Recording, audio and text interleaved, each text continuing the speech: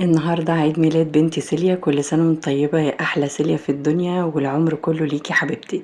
اختارت التورتة بتاعتها، قالت لي يا ماما أنا عايزة تورتة كده تعمليها لي وترسمي لي عليها البنوتة الجميلة ديت اللي هي شبه رابنزل. فأنا ابتديت إن أنا أعملها لها كده بالكريم شانتيه على الوش، والفيونكة طبعا الحمرا اللي هي لابساها تبقى شبهها بالظبط.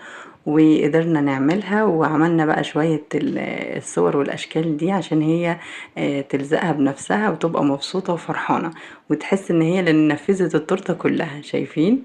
وكل واحدة بقى منها تعمل الشكل بتاعها، وبجد كانت من احلى التورت اللي عملتها، وكنت مبسوطة جدا ان هي انبسطت بيها وفرحت بالشكل ده. كل سنة وانت طيبة يا روح قلبي.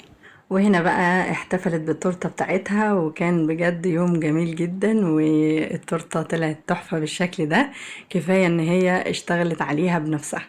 بدأوا بقى أصحابها يجولها ويدوها الهدايا بتاعتها بالشكل الجميل ده. بجد كان يوم مميز والطريقة نفسها فرحتها قوي ان كل واحدة فيهم كده جايبه لها حاجة بتحبها، وكانت مبسوطة جدا. كل سنة وهم طيبين ودايما كده موجودين في الفرح وسند لبعض يا رب. هنا بقى باباها برضو ابتدى يديها هديتها، وهي بقى فكرت خلاص ان الفلوس دي كلها ليها، فكانت هتاخدها وتجري يعني.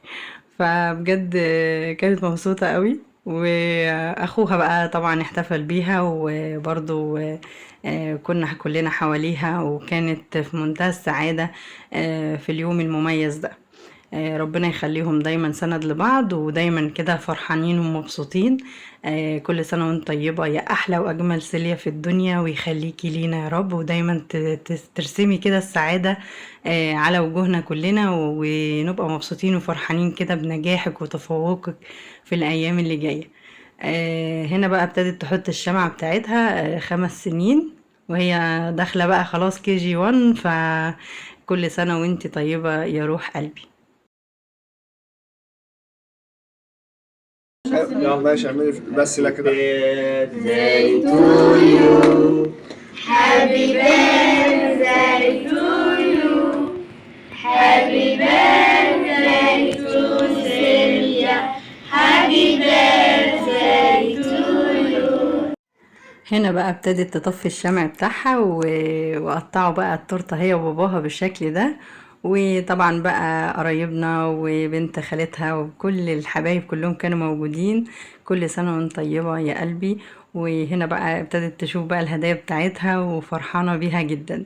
كل سنة وانت سعيدة وفرحانة يا حبيبة قلب ماما، وربنا يخليكي لينا ودايما بخير وصحة وسعادة. كل سنة وانت طيبة يا قلبي.